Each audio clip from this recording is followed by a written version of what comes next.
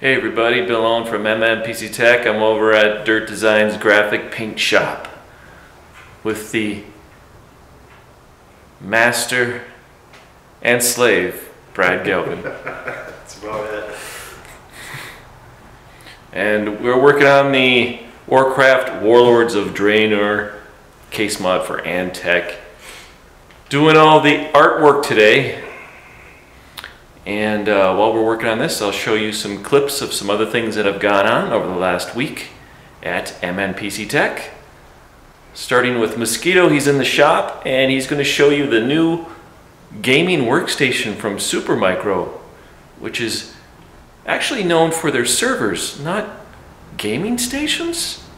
Hey guys, we're here at Bill's shop. We have another case sitting here that we're going to do an unboxing slash overview of before we review it. And this is SUPERMICRO's kind of first foray into a gaming kind of barebone thing, I guess. So, I mean, I had to dress up for work, so I thought, hey, perfect, SUPERMICRO, it's a business-to-business kind of a company, lots of server stuff and big name in that industry. So, perfect, wearing a tie, look business.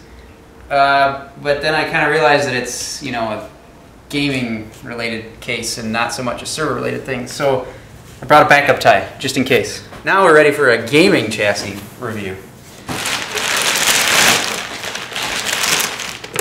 Has a door. And it's heavy.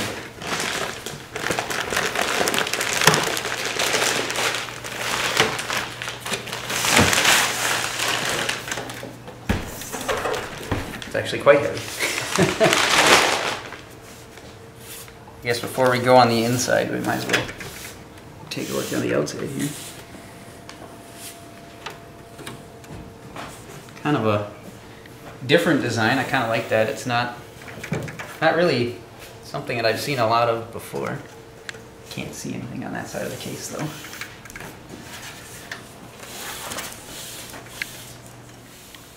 All right. Okay, so we have a vented door leading to a bunch of mesh.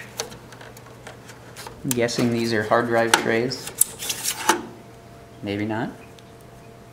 Are these just dummy plates? Okay. So I'm assuming those are hard drive trays. Oh, and it looks like there's a back plate back there too. So I wonder if those are hot swapped then, since they already included a back plate and given their heritage. Wouldn't surprise me, so we'll have to dig into that and check that out too.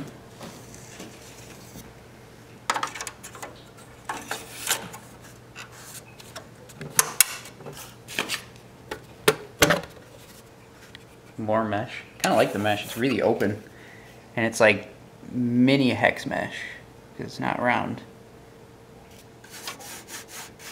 It should provide pretty good airflow. It looks quite a bit more open than most of the mesh I'm used to seeing.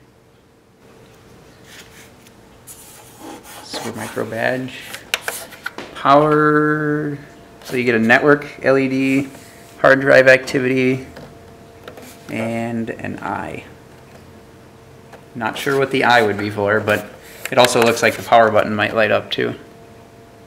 And then 2 USB 3.0 ports, 2 USB 2.0, an eSATA, and headphone and microphone.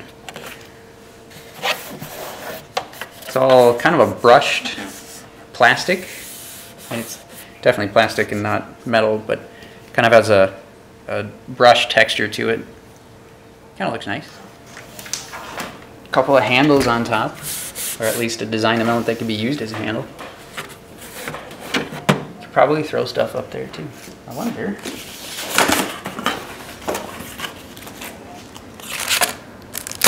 Almost. A little bit of a tight fit. Throw your CDs up there. It comes with a power cable because it also comes with a pre-installed power supply, and that's a 900 watt 80 plus gold certified power supply.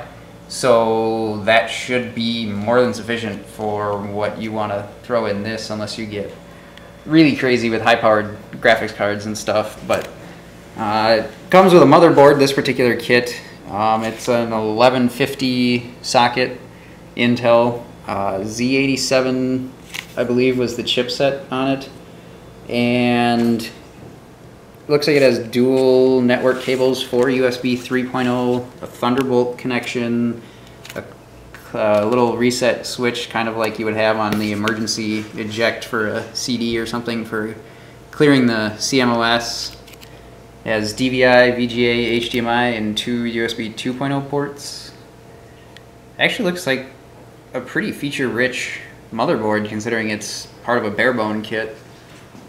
And it's got room for 7 expansion slots.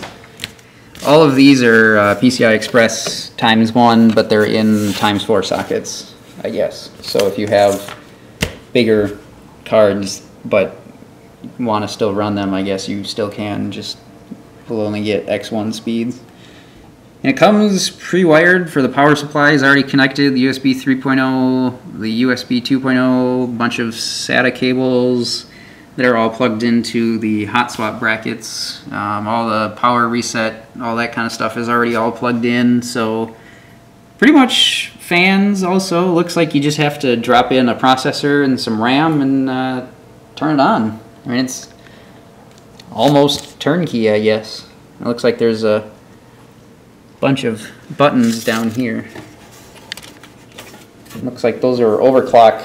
3 of them are overclock profiles that you can save, at least if I'm reading the motherboard manual correctly. Looks like 3 different profiles that you can save for overclocking, and then there's another button for clearing the CMOS in case your overclocking doesn't work out.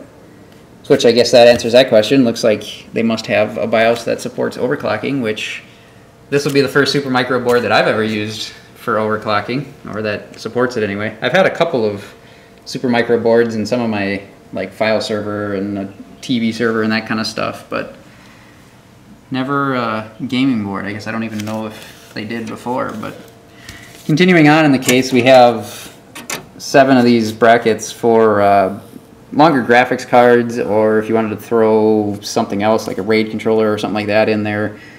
All these are adjustable, so you can move these to fit your card, you know, however tall your card is. And it's kind of something that you used to see all the time, where you'd start seeing in higher end cases, you'd see support for longer graphics cards to prevent them from sagging from the weight of them. And it comes pre-installed with 2 120mm fans, and they're San Ace 120mm fans. Both look to be PWM fans, so that should be nice for that part at least. And there are, at least the front one, or the back ones rather, I haven't looked at the front yet, but they're mounted with these rubber kind of the silent mount style, so that way it'll reduce vibrations so you don't get that noise, which is kind of good because it's a little bit of a flex. So I mean, you might get a rattle if the fan was touching, but now you won't have to worry about it. We don't have anything else installed, just how it came. So, well, look at that. You got lights, and they look like when they flashed on, they might be RGB because they flashed on with different colors. So let's see if we do that again. So we have white now. I'll have to see, maybe there's something on the install CD that'll let you change those if they are RGB. Oh, so this is apparently transparent, or semi-transparent, as is the front. What got even more interesting. Okay, so there's LEDs all in here to light that up, and then LEDs in here. It almost looks like it might be just lit on both ends, and then a little slight glow in there. And the motherboard has a code readout on it too. I always like having those. It's a lot easier than trying to muddle around figuring out why your motherboard isn't happy. Alright, so on the back here we have a little kind of a spring clip type thing. So here we just push on that, and then we have this little gate that pops open on the PCI Express slot covers. I mean, obviously they have them all tied in with screws too, but it looks like if you wanted to skip that, you probably could. and just use that instead. There's all kinds of neat little things on here. So hopefully you enjoyed the unboxing brief overview of this. I have. It's kind of interesting. I haven't really seen anything like it before, so be sure to come back to themodzoo.com and check out the review once that gets published, and we'll go in full depth on this thing and see what all kinds of surprises it has in store for us. Those of you who've been a subscriber to the channel for a long time may remember Foamy, Jay Albrecht, local friend and customer. Brad's even done some work for him too. You know Jay? Opeth. Oh, that's right, the Opeth case mod.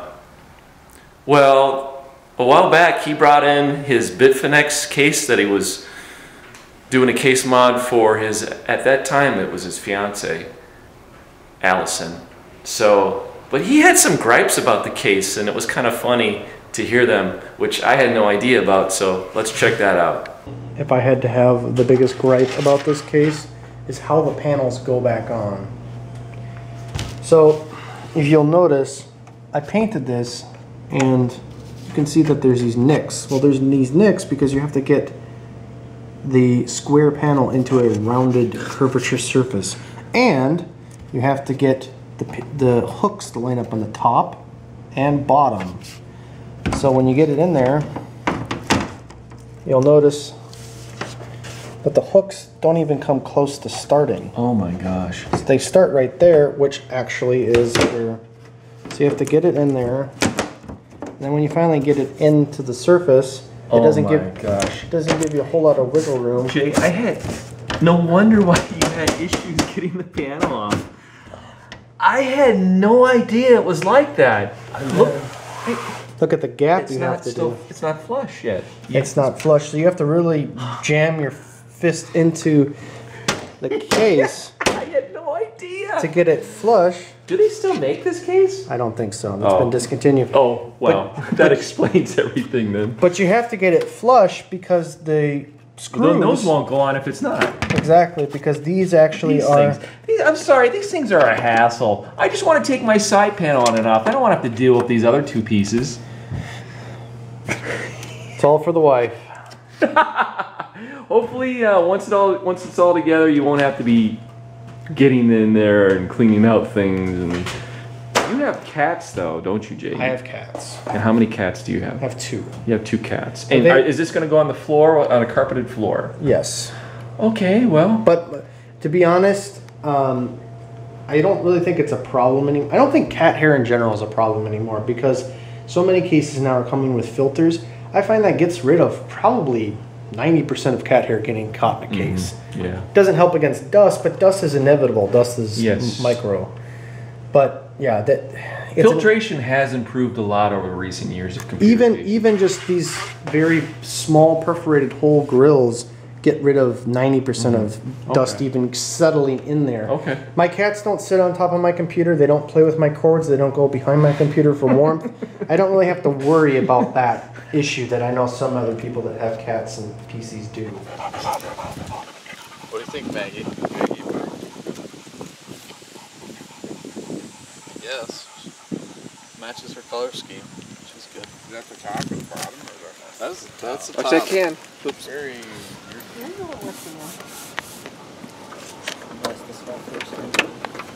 So it's like the 440, but smaller.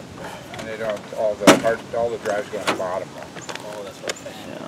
Yeah, all they have in front is radiator.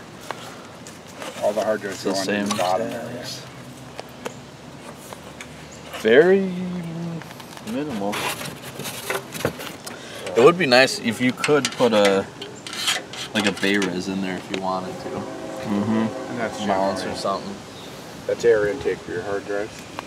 Yeah. See how it's got louvers? Did you see that?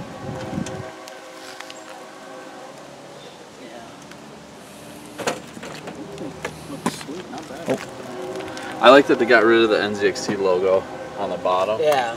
It's kind of nice to, if you're going to make it super clean, you don't have to have any branding. But it's this very similar design. So those are breakaway slots now? Yep. I think it's a $70 case. Yeah. But I think could add this on. is just a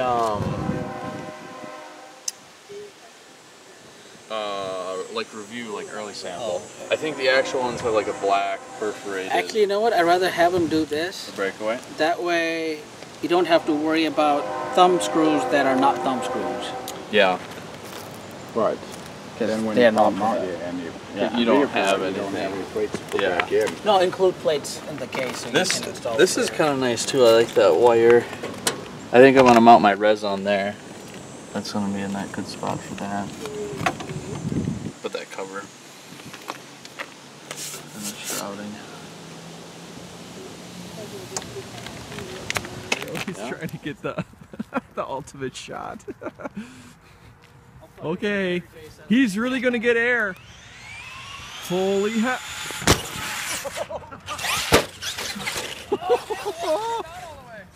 Oh, your HD cam. There's your HD cam. Hello. My name is David Roberts. I work at Aqualand Aquarium Center in Minneapolis, Minnesota. And often people come into the shop and they want to know about the red-bellied piranha. Everyone thinks the red-bellied piranha is a horribly mean fish that are vicious, that are going to bite you as soon as you get close to them. I'd like to dispel that myth. That's my hand in the tank. Look at him run away. Red-bellied piranha doesn't really care about my hand in there at all. Ah! Ah! Oh! I'm kidding. They're really not scared. Making rulers. Okay, that last video, totally random. And as for Foamy and his Bitfenix Survivor, he did give it to his now wife, Allison. However, I don't know if he still or she still has it. They're probably pulling cat hair out of the filters, or hopefully he's thrown it off a 15-story building, because that case really was a piece of crap. And Bitfenix has discontinued it, maybe based on customer complaints. And the S340 NZXT Nubosaurus has got that review up already with a really kick-ass system in it. It looks great. You can go to themodzu.com and read that full article review. I'm back at the shop and making copper rulers. It's been a while since we had the 10-year anniversary rulers up in the store, so these will be up in the store by the time you see this video. These are made from half-inch thick, no, not half-inch thick, eighth-inch thick copper. Half-inch thick would be heavier than a paperweight. There's one right here. 100% copper. This is the 10-year anniversary edition ruler from Mnpctech, and actually Mnpctech's been around for 14 years. Alright everybody, so thank you for watching my third vlog. Thanks for subscribing to the channel, and hello all new subscribers. We're going to keep the videos rolling, try to keep a pace of at least getting one out per every week. Oh, the next video is going to be really cool because it's a brand new case from a manufacturer that's really gained a lot of popularity over the last 4 years, and it's going to raise the bar for the other manufacturers. So that should be the next video that we have up a week from now. So stay tuned, and we'll see you on themodzu.com or at Mnpctech.